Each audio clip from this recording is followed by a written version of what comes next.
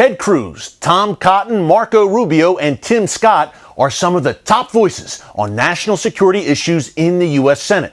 They're also some of Israel's greatest friends on Capitol Hill. They joined us at the CUFI summit to share what the U.S.-Israel relationship means to them. Take a look.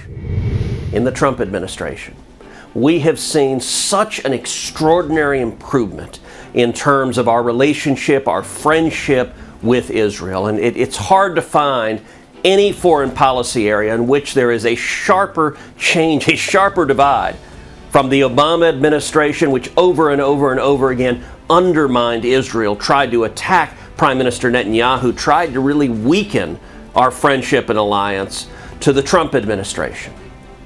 Two decisions in particular that I want to point to that I think are critically important.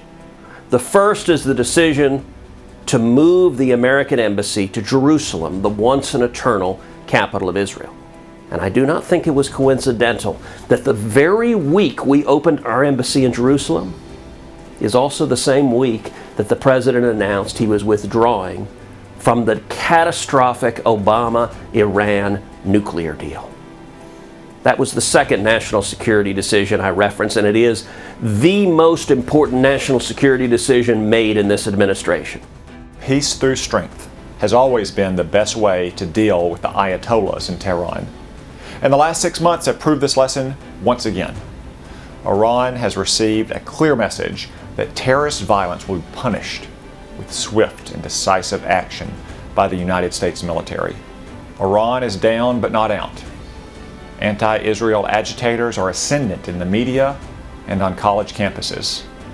And earlier this year, the United Nations so-called Human Rights Council even published a blacklist of companies that do business with Israelis in Judea and Samaria. The UN has always been a rogues gallery for tyrants and dictators, so it's no surprise that it's also pushing the anti-Semitic boycott, divestment, and sanctions campaign to weaken Israel. Our fight won't be over until these enemies are defeated and the world respects the legitimacy of the State of Israel. Israel is the only pro-American, free enterprise democracy in the Middle East.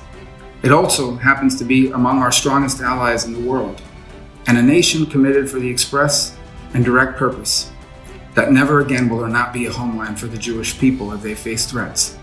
So thank you for everything you do, standing with Israel, defending Israel. We will stand with you. God bless everything you're doing.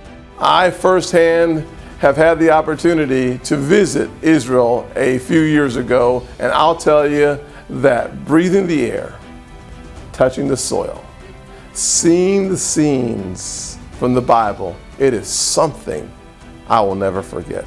In 2016, I first introduced the Bipartisan Anti-Semitism Awareness Act. It is crucial to have clear and concise language defining anti-Semitism to help defend against the violence and hatred that sometimes occurs on our nation's college campuses.